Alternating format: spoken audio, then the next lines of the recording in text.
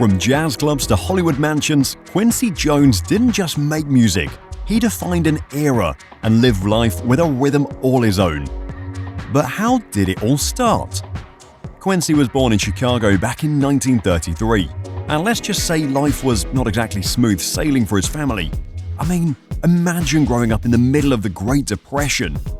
Money was tight, and to make matters even tougher, his mother struggled with mental health issues.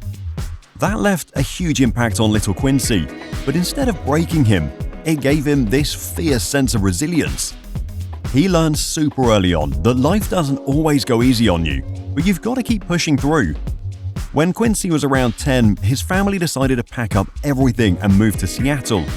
And honestly, this was a turning point for him, though nobody knew it at the time. In Seattle, Quincy stumbled onto something that would change his life: music. He got completely hooked on the local jazz scene. It was like he found his calling there, picking up the trumpet and dabbling in all sorts of instruments. By the time he was just a teenager, he wasn't just playing around with music, he was already getting into composing and arranging. Now here's something that not everyone knows. Quincy also had an eye for real estate. He had some seriously cool luxury homes, especially in Los Angeles. And these places, they were more than just houses. They were the spots for some of the most legendary Hollywood parties. We'll dive into those mansions later in the video. When Quincy Jones joined forces with Michael Jackson, they crafted musical history together. These two creative giants brought the world three iconic albums: Off the Wall, Thriller, and Bad. But if there's one album that shook up the entire music scene, it was Thriller. This wasn't just about breaking records, though it did plenty of that. It was about changing the game. Thriller didn't just sell like crazy, it crossed boundaries that went beyond music charts, bringing people together from all backgrounds. Tracks like Billie Jean and Beat It didn't just become hits, they transformed music videos into mini-movies, packed with unforgettable stories, style and visuals that are still iconic today. Thriller even walked away with 8 awards in one night at the Grammys. But music wasn't the only thing Quincy had a knack for. He was just as brilliant when it came to telling stories on screen. Remember The Fresh Prince of Bel-Air?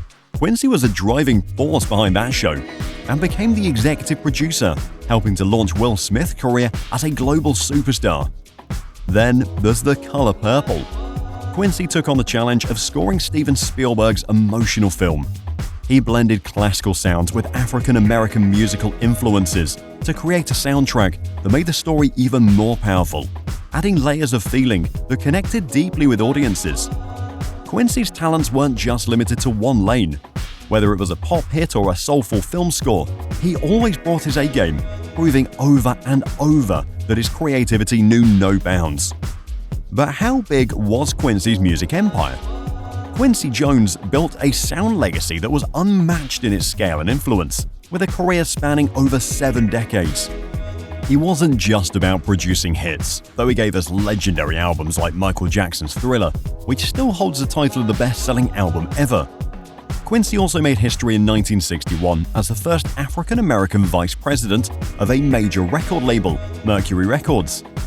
His collaborations with legends like Frank Sinatra and Aretha Franklin didn't just make waves, they redefined entire genres, blending jazz, pop, and soul into something timeless. Quincy took his creativity to the world of film and TV too, and on top of that, he used his influence for creating initiatives like the Listen Up Foundation, which helps kids find their voice through music and education. Over the years, Quincy earned a staggering 28 Grammy Awards, and so many other honors it's hard to keep count. Now let's take a closer look at Quincy's legendary mansions. Quincy Jones's first Bel-Air Mansion wasn't just a house, it was a reflection of his creativity and unique sense of style. He bought the property back in 1972 for $200,000 and spent years turning it into a sprawling 25,000 square foot estate. Sitting on more than 2 acres, it was where he lived, worked, and entertained for over 20 years. The house had 5 bedrooms and 9 bathrooms, but what made it special was the attention to detail. The central foyer featured a striking circular terrace and staircase, while the living room had a ceiling design that Quincy himself said symbolized the 12 notes of the scale, the 12 zodiac signs, and the apostles. It was a space filled with meaning, as well as some incredible keepsakes, like his grand piano and awards including his Emmy and Oscar. The home wasn't just beautiful inside. Outside there was a pool and stunning views across Los Angeles, thanks to massive floor-to-ceiling windows that let the California sunlight pour in. After more than 2 decades of calling it home, Quincy sold the mansion in 2005 for $5.4 million, quite a jump from what he originally paid. Quincy Jones's second Bel-Air mansion, which he bought in 1986, was nothing short of spectacular. Nestled in one of Los Angeles' most exclusive neighborhoods, it was the kind of home that matched his legendary status. The property sprawled over 25,000 square feet, with stunning views that stretched across the city and beyond. Like the first Bel-Air mansion, the house itself was a perfect mix of style and function. It had spacious living areas, high ceilings, marble floors, double staircases, several bedrooms, and plenty of bathrooms, all designed with luxury in mind. It also had custom furnishings and carefully selected artworks that gave it that perfect touch of aestheticism. Interestingly, it also has a large music studio where he completed countless projects. The studio also became a second home for artists and musicians who sought Quincy's expertise and mentorship. The interiors blended contemporary touches with timeless elegance, reflecting Quincy's taste for the finer things. There were grand spaces made for entertaining guests, but also cozy corners where he could unwind and recharge. There was also a large theater room for screening movies and watching concerts. It had plush seating and an incredible sound system. The game room was another hot spot at his mansion, having a billiards table, vintage arcade games, and memorabilia from his 7-decade music career. Outside, the estate was just as impressive.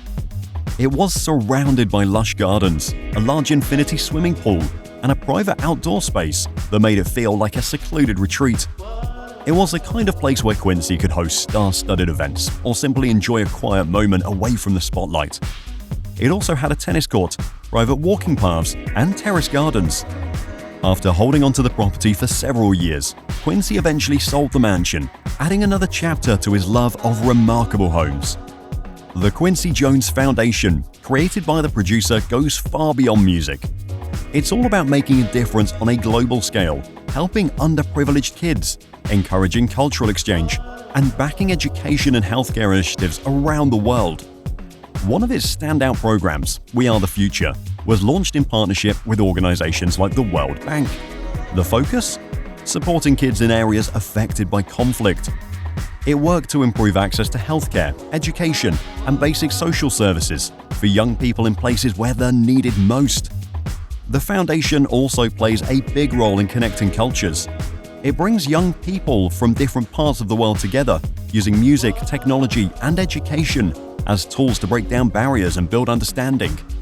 On top of that, it supported housing projects in South Africa, showing Quincy's dedication to creating real, lasting change in communities. For Quincy, the foundation reflects his belief that art and activism go hand in hand. Through his work, he's shown how creativity and compassion can inspire hope and open doors for people everywhere. Quincy Jones passed away on November 3, 2024, at the age of 91.